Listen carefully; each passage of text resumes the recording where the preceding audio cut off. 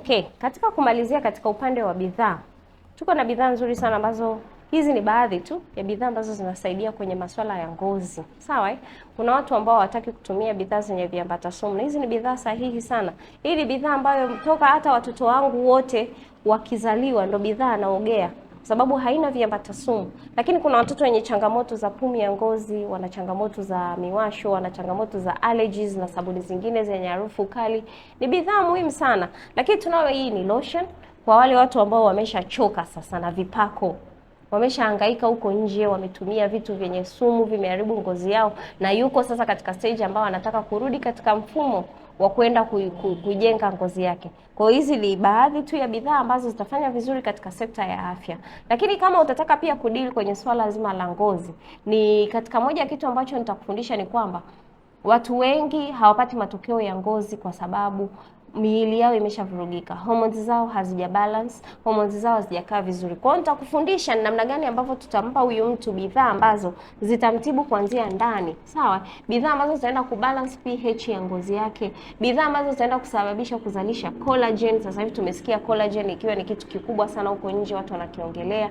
Bidhaa ambazo zitasaidia kwenda kukausha mafuta, kuweka hormones katika usawa, ili unapokuja katika sekta ya kupaka una uwezo wa kwenda kuyapata yale matokeo ambayo unayahitaji.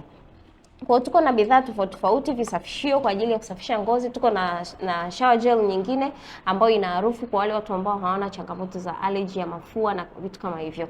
Lakini pia tuko na wale wenye changamoto za pumu ya ngozi, ngozi zao zikolei mafuta au wana allergy na mafuta mengine, hii ni salama sana kwao. Kwa hiyo ukiamua kudili na sekta ya ngozi, nitakuelekeza ni namna gani utadili nayo, na utaweza kudili nayo kwa kutibu watu nje na ndani, na wataenda kupata yale matokeo kwa haraka kabisa. Nikuhakikishie tu nimeziona hizi bidhaa zikiweza kumpa mtu matokeo ndani ya siku 3 mpaka 5, wengine mpaka 7, kutokana tu na usugu wa chembe hai.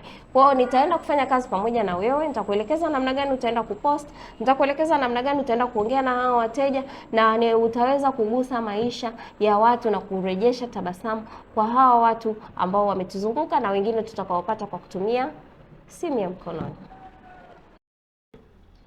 Okay, so unaweza ukawa unajiuliza ni namna gani ambavyo utaweza kwenda kuijenga hii biashara, ni namna gani tunaenda kufanya hii kazi. Umeona eh? So lazima uweze kuelewa kwamba majukumu yako yatakuwa ni nini. Jukumu lako la kwanza ni kutumia bidhaa.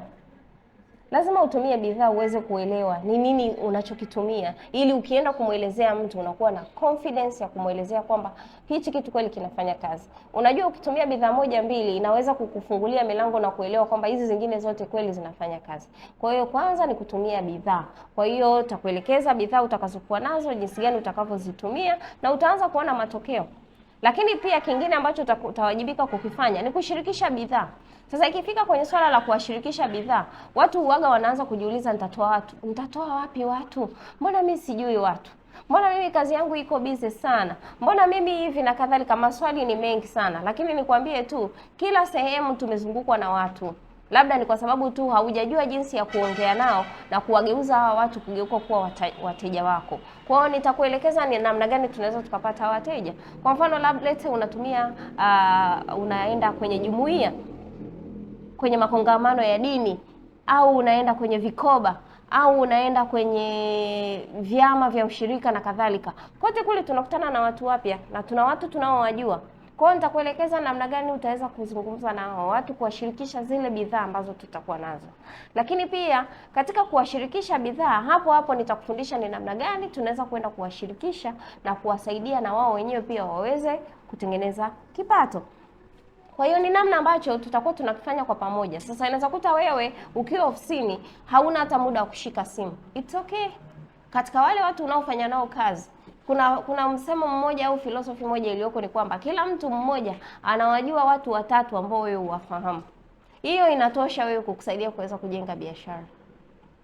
Hebu jaribu kuwaza kwamba labda let's say ulishawahi kusuka nywele nzuri kwa msusi wako, akakuuliza rafiki yako wa ofisini, akaenda akasuka, na yeye akaulizwa na jirani yake, na yeye akaje na huyo jirani yake naye akaenda akasuka, huyo jirani yake naye akaulizwa na mtu wa kwenye chama. Unajikuta umeshashirikisha watu karibu 6 ambako wewe ufaidiki chochote. Hata siku moja yule msusi hajawahi kukuambia kwamba basi leo nakusuka bure kwa sababu nilikusuka wewe umeweza kuleta wateja 6 au 7 nyuma yako. Kwa hiyo nitakuelekeza ni namna gani utaweza kuwashirikisha watu kwa namna zote, kwa kutumia simu ya mkononi, lakini pia kwa namna ya kuzungumza tu na wale watu waliokuzunguka. Kila unapoenda, ukienda labda kwenye chama, zungumzia bidhaa ulizonazo. Kwa hiyo nitakuelekeza ni jinsi gani utaweza kuwashirikisha hawa watu hizi bidhaa katika mazingira tofauti utakayokuwa unayatembelea kwa muda tofauti. Uwe ni muda wa kazi, ni muda wako wa kupumzika.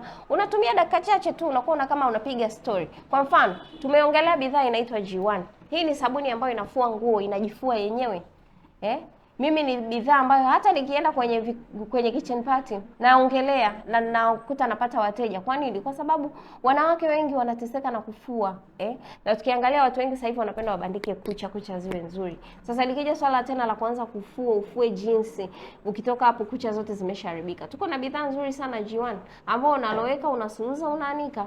Kwa hiyo ni sabuni ambayo utaweza kuongelea watu katika mazingira tofauti na ukaweza kutengeneza pesa katika hayo mazingira. Kwa hiyo jinsi gani tunaenda kupata wateja, whether una nafasi ya kutumia simu au hauna nafasi ya kutumia simu, nitakuelekeza namna gani ambavyo unaweza kutengeneza wateja wapya kila siku ukiwa katika mazingira tofauti. Kwa wewe ambaye unaweza kutumia simu, well and good. Tutafungua page, tutakuelekeza jinsi ya kupost, jinsi ya kuzungumza na wale watu na vitu kama hivyo. Wamekuja watu katika programu yetu, hawajui hata kucrop, hawajui hata kuscreenshot kitu. Lakini leo hii wameweza kujifunza na kuweza kutengeneza biashara kubwa tu kwenye biashara ya mtandao. Lakini kuna mwingine mazingira yake hayamruhusu yeye kuweza kutumia simu. It's okay. Tutakufundisha namna gani utaweza kuongea na watu kila siku katika mazingira ya kila siku kwa kutumia mdomo wako na ukaweza kutengeneza wateja na ukaweza kutengeneza faida. So, kwa kuelezea hayo yakiwa majukumu yako ambayo unatakiwa uyatekeleze kila siku uweze kujenga hii biashara. Lakini nataka uelewe ni faida gani utakazozipata kwa kuanza hii project yetu, kwa kuanza biashara pamoja na sisi. Faida ya kwanza ni kupata bidhaa kwa bei ya punguzo.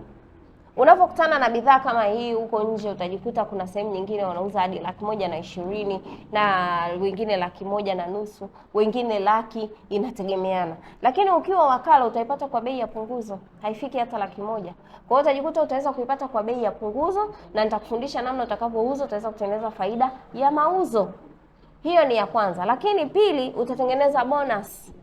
Hii ni kutokana na mzunguko wa bidhaa ambao umeufanya. Sasa hebu jaribu kuwaza kama let's say wewe ni mfanyabiashara au ni mtu ambaye ulishawahi kufanya biashara, ukawa unanunua let's say tuongelee labda unauza cosmetics. Unazinunua labda mjini, unakuja unauza, unatengeneza faida. Lakini haijawahi kutokea mwisho wa mwezi yule mtu akawa anakuambia kila mwisho wa mwezi nitakuwa nakupa 100,000 au 200,000 ya ziada kwa sababu ya faida ambayo uliweza kuitengeneza kwa manunuzi ya ule mzigo uliofanya mwezi huo. Kwa hiyo utakuwa unapata bonus pia mwisho wa mwezi kutokana na mzunguko wa bidhaa utakaokuwa umefanya. Lakini faida nyingine utakayoipata ni incentives. Umekuwa ukisikia watu kwamba nimesema hata mwanzo mimi kwamba nasafiri dunia. Sasa unatakiwa uelewe kusafiri kunatokana na nini? Kutokana hizo ni incentives tu. Vigezo mbalimbali vimewekwa, motisha mbalimbali zimewekwa. Fanya hivi na hivi na hivi, tunaenda wote Dubai. Mwezi wa 5 nitakuwa na watu ninaoenda nao Dubai. Nina uhakika unatamani tuende wote Dubai. Lakini pia tuko na watu ambao wanataka kusafiri kila mwaka, wanataka kutoka nje ya nchi. Hii ni fursa sahihi ambayo itakusaidia kwenda mataifa tofauti. Kwa mfano tuna fursa ya kwenda Egypt hivi karibuni, lakini pia tuna fursa za kwenda Amsterdam, lakini tuko na fursa za kwenda mataifa tofauti. And so many to come. Kwa hiyo ni kuhakikishie tu kwamba hii ni ile fursa ambayo utajikuta unafanya biashara, lakini pia unapata nafasi ya kupumzika na kufurahi na watu wengi. Ninao watu wengi nimeweza kukutana nao, wana hela, wanatamani kusafiri lakini hawajui waende wapi, waende na nani. Na akishaanza kufikiria hivyo vigezo tu anaona uvivu, anaona ngoja yaishie hapo, anaishia tu labda kubaki kwenye trip ndogo za hapa nchini. Kwa hiyo ni kuhakikishie tu kwa kutumia hii biashara tutaweza kusafiri pamoja, tutaweza kwenda have fun pamoja, utapumzika na utaweza kujenga biashara huku ukiwa unatabasamu, unatengeneza faida ya mauzo, lakini pia huku ukiwa ni mtu ambaye unaweza kupata bonus mwisho wa mwezi kutokana na mzunguko wa bidhaa ambao umeufanya. Kwa hiyo kwa kuelewa vitu hivi ambavyo unatakiwa kuvifanya majukumu pamoja na faida hizi, nina uhakika sasa umeanza kuelewa ni nini ambacho tunatakiwa tukifanye na ni jinsi gani tufanye ili tuweze kwenda kukua kwa pamoja.